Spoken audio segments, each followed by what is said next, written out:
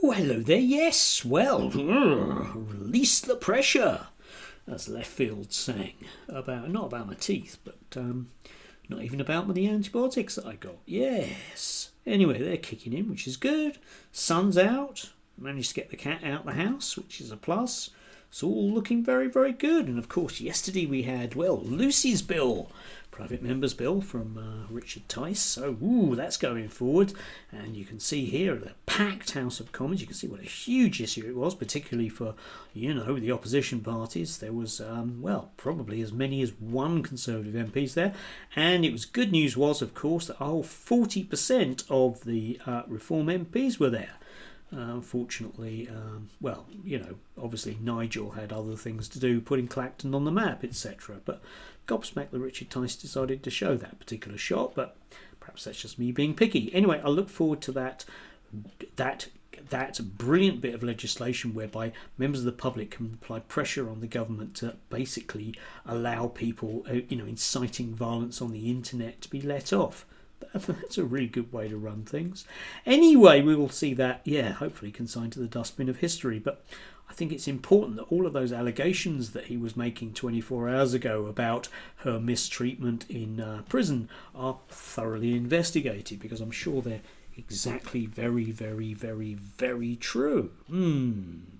Anyway, on a slightly related subject, I was intrigued by, over the last few days, the case of Albi Anaconda, who, if you don't know, is one of those talking heads that used to sit with Darren Grimes on GB News. Anyway, he, as far as I'm aware, and I don't think it's unfair of me to say particularly, he was employed because of the colour of his skin and because he's gay and because he's a nice public schoolboy, basically. So he ticks loads and loads of acceptable boxes to go on GB News.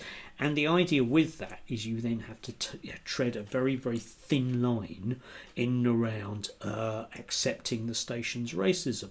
And apparently, because he's been fired, I think he's decided that he isn't going to accept the station's racism. Oh, boo and hiss. Dear God, how bad of him. Anyway, he's crowdfunding something, so, I can't be bothered to do anything about it either. But it did get me thinking about the rest of them, the more rabid ones that we have to put up with. Darren Grimes and a number of the others have subsequently disappeared, obviously. But I was thinking of, some of the others that are still out there that crop up occasionally. There's Harrison Pitt, for example, who, the odd thing about these people is they are racist, but refuse to admit that they're racist, even if you point them very directly to the particular tropes that they use. And, racism always has the same thing. They aren't like us. They are dangerous. They are sexually dangerous. They are taking our money. There's too many of them. They don't integrate. Just all of those together. And, you can apply those to pretty much anything you want, really.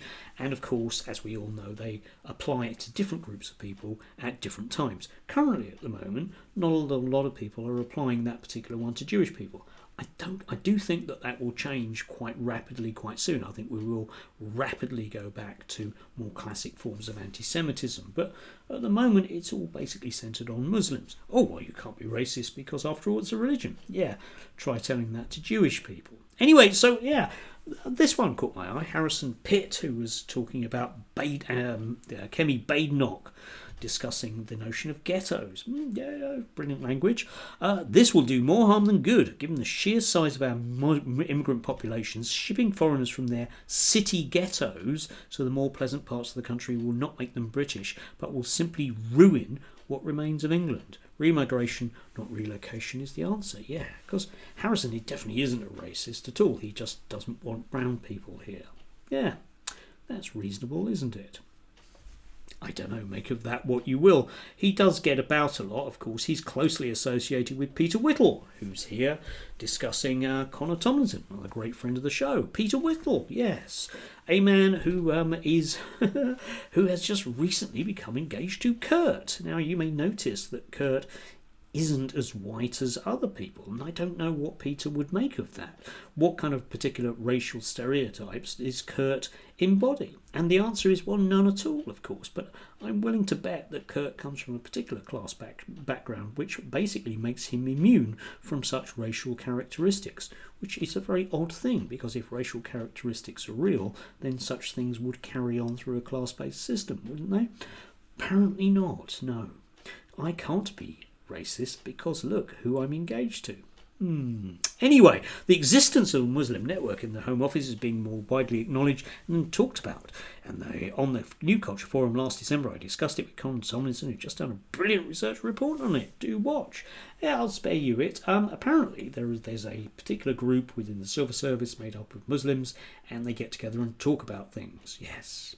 The problem with that, of course, is that there are similar groups of civil servants who are gay or Catholic or other things, Jewish for example, which nobody seems to problematise. And Connor Tomlinson obviously isn't going to problematise the Catholic ones because he's one. Except, of course, if we wanted to apply more old-fashioned kind of racial stereotypes, if you like, on that religion, which I think you can do, we all know that Catholics are nefarious terrorists. After all, they tried to blow up Parliament, didn't they? You can't trust them, and you only have to go back to the 70s and think about the IRA bombing people, or indeed, you only have to think about Catholic priests of pretty much anything. Still, not anymore. Those things change. Totally incoherent view of the world, but doesn't matter, we'll apply that to Muslims, but we mustn't apply it to other people. That would be ridiculous, wouldn't it? Anyway, another one, Steve Edington. Yeah, England should remain English. There's no public debate about this. Really, mate? Everything I see every day in pretty much my entire Twitter feed is exactly that. This entire country is becoming like Leicester, London or Birmingham. This entire country becoming like Leicester, London or Birmingham is a terrible outcome. Yes, it would be, wouldn't it? Presumably with an integrated transport system. I wonder what he means there. Hard to say, really, isn't it? As Laurie points out, we've seen ethnic and religious violence, grooming gangs, terrorist attacks, not to mention the destruction of our distinct culture already. It's unsustainable that not one politician I ask this question will say that they're even concerned about the ethnic displacement of the native population of the country, which is the classic racist trope, which is they, nefarious people, usually with hook nose, that's the traditional one, are bringing them, the barbarians, over here to dilute us, the very good, cultured ones. Yes, that's been a standard European racist line for about 200 years now. Still, Steve would know that, but it becomes an inconvenient thing to him otherwise to talk about, because of course the subjects of these things mend and change and bubble around at different times. Which brings us neatly, perhaps, to a couple of them. I mean, we have Rafe Hadeel, who, I don't know, how exactly do we describe him? Now, he falls into that sort of public schoolboy thing, whereby, well, he's just a mate of ours, and he went to the right school, so he's okay.